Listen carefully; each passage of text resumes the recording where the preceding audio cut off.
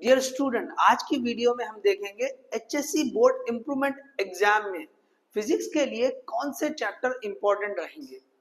देखिए, कौन से चैप्टर की हमें प्रिपरेशन करनी चाहिए। हार्डली यहां से आप समझ ले 5 से 6 हफ्ते बचे हैं। एक महीने से थोड़ा बढ़कर टाइम होगा, क्योंकि एक हफ्ता आपके प्रैक्टिकल एग्जाम में ही चला जाएगा। तो देखिए यहाँ पर जो इम्पोर्टेंट चैप्टर है, तो किनको हम इम्पोर्टेंट कंसीडर करें ये समझना भी जरूरी है। जैसे हम कहीं जाते हैं तो भाई वहां जाने के लिए ट्रांसपोर्टेशन कौन सा अच्छा होगा, वहां पे रहने के लिए कहाँ अच्छा होगा, ये सारी चीजें भी हम देखते हैं। तो इसी तरह से देखिए, जब हम कि कुछ चैप्टर्स को कम कर दे रहे पूरे सिलेबस से, हम इम्पोर्टेंट कंसीडर कर रहे हैं, तो हमें ये भी क्लियर होना चाहिए कि ये क्यों इम्पोर्टेंट है। तो उसकी अगर क्लियरिटी रहेगी तो एक कॉन्फिडेंस बढ़ता है, हाँ भाई ये चैप्टर पढ़ने से हमें डेफिनेटली बेनिफिट मिलेगा। तो चलिए स्टार्ट करते हैं भी कौन से चैप्टर फिजिक्स के लिए 12th का जो इम्प्रूवमेंट एग्जाम रहेगा, जिनके अगर ग्रुपिंग क्लियर नहीं है, मार्क्स कम है, वो लोग ये एग्जाम लिख रहे हैं। तो अब यहीं से आपको स्टडी बहुत स्ट्रॉन्ग कर लेनी चाहिए। तो चैप्टर्स देखते हैं फिजिक्स के कौन से हैं। तो देखिए यहाँ पे हमने लिस्ट आउट करके रखा और साथ में रीजन समझे कि भाई यही चैप्टर क्यों है। तो सबसे पहले हमने लिखा रोटेशनल डायनामिक्स। देखो, ये मैकेनिक्स से एक ही चैप्टर दिया हुआ है, तो इसे आप बेसिक या फंडामेंटल आप कंसीडर कर सकते हैं, क्योंकि मैकेनिक्स से रिलेटेड और कुछ चैप्टर आपके बोर्ड के सिलेबस में, 12th के बोर्ड के सिलेबस में नहीं है। और कई सारी चीजें बहुत रियलिस्टिक और सिंपल भी है, तो आप उसको आसानी से याद रख सकते हैं। तो इसलिए ये वाला चैप्टर कंपलसरी, भले ही वो बड़ा चैप्टर है, कई सारे उसके अंदर सब टॉपिक्स है, तो लेकिन आपको ये करना ही चाहिए। ठीक है, तो ये पहला चैप्टर रोटेशनल डायनामिक्स। उसके बाद हमने लिखा है कि एक ग्रुप बना लिया हमने, केटीजी एंड रेडिएशन, और साथ में दूसरा चैप्टर यहाँ लिखा है थर्मोडायनामिक्स। देखिए, ऐसे चैप्टर है जो आपको केमिस्ट्री में भी है, तो यहाँ पे आपको उसका डबल एडवांटेज मिल सकता है। तो इन चैप्टर को भी बिल्कुल मिस नहीं करना चाहिए। क्यों? तो भाई यहाँ भी पढ़ रहे हैं और आप केमिस्ट्री में भी पढ़ रहे हैं, तो इम्प्रूवमेंट एग्जाम में तो आपको सारे पेपर लिखने हैं, तो केमिस्ट्री की भी प्रिपरेशन करना है, तो वहां पे भी आपको थर्मोडायनेमिक्स वाला चैप्टर है। तो यहाँ पे थर्मोडायनेमिक्स और साथ में कुछ टॉपिक केटीजी में होते हैं। तो ये दोनों चैप्टर भी कंपलसरी आपने पढ़ना ही चाहिए, मतलब इनको स्किप नहीं करना चाहिए। इसी तरह से नेक्स्ट अगर देखेंगे करंट इलेक्ट्रिसिटी, तो ये भी एक बेसिक आप इसको चैप्टर कंसीडर कर सकते हैं। क्यों? तो आप राइट फ्रॉम स्कूलिंग, आप 7th 8th 9th 10th यहाँ से ये टॉपिक पढ़ते आ रहे हैं, तो इसको भी आप मिस नहीं करना चाहिए। बड़ा ये बहुत जैसा ये बड़ा चैप्टर है, लेकिन ये बड़ा चैप्टर नहीं है, मॉडरेट चैप्टर है, तो आप इसको भी मिस नहीं करना, ये भी इंपॉर्टेंट चैप्टर कंसीडर करना पड़ेगा। अब इसके आगे देखिए एक और ग्रुप बनाया मैंने, dual nature of radiation and matter.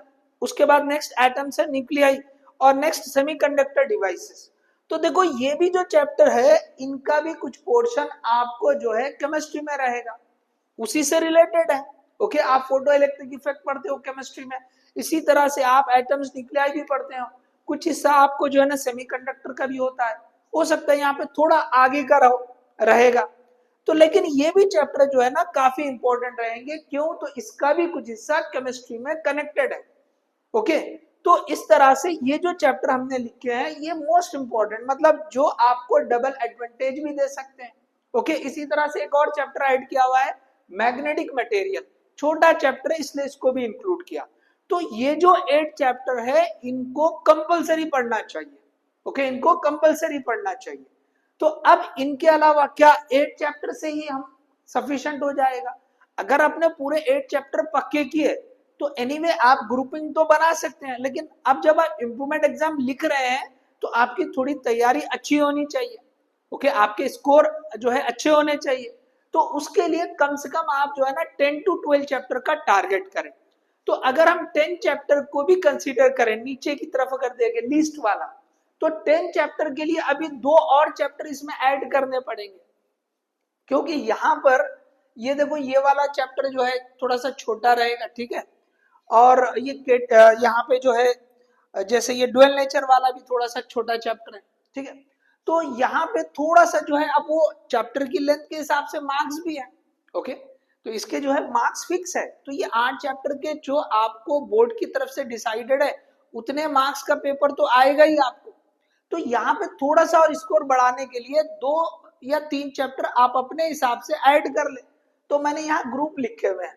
देखो एक ग्रुप ऐसा है, मतलब एक जैसे जो है एक लाइन के जो चैप्टर बनते हैं, जैसे ऑसिलेशन है तो एसएचएम वाला जो चैप्टर नीट में भी आप पढ़ते हैं, तो उसी के कंटिन्यूएशन में वेव्स, सुपरपोजिशन ऑफ वेव्स, और ये जो वेव का कंसेप्ट हो गया, जो इलेक्ट्रोमैग्नेटिक वेव की बात करेंगे ऑप्टिक्स की, ओके, वेव ऑप्टिक्स, तो कुछ यहाँ पर भी सिमिलैरिटी मिलेंगी, यहाँ पर भी आपको सुपरपोजिशन वगैरह के कंसेप्ट मिल सकता है।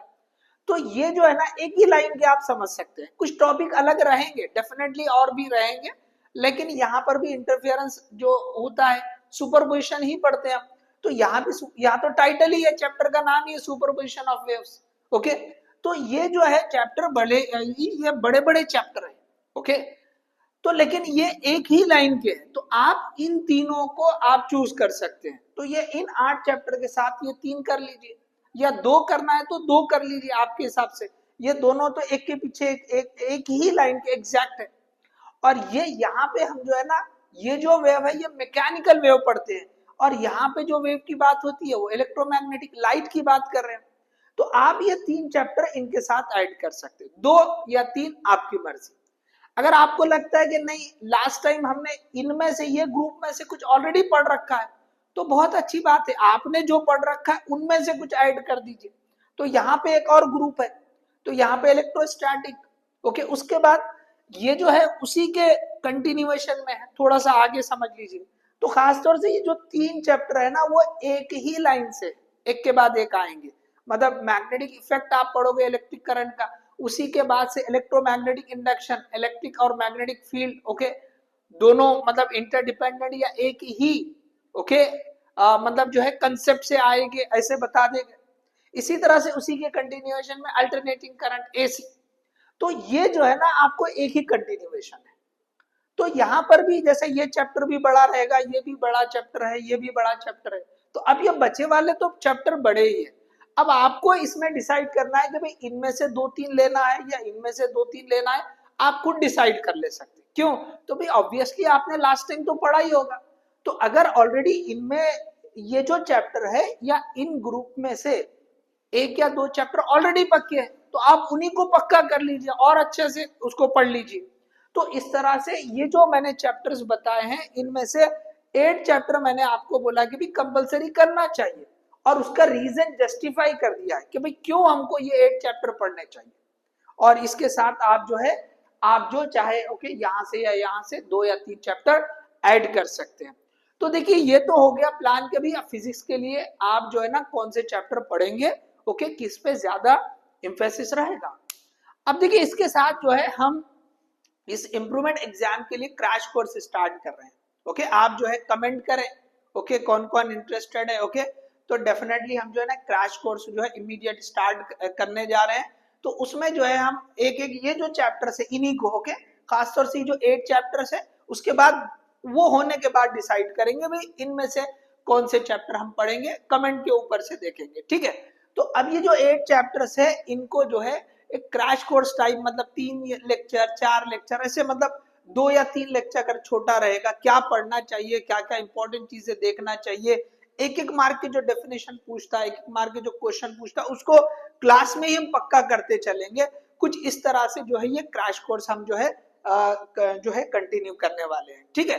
तो होपफुली 1 या 2 दिन में ही ओके हम जो स्टार्ट करेंगे। तो आप इससे रिलेटेड जो है कमेंट करें कि भाई कौन कौन इंटरेस्टेड है, तो हमें भी जो है थोड़ा सा समझ में आ जाएगा, ठीक है। But anyway I am going to start this crash course, okay.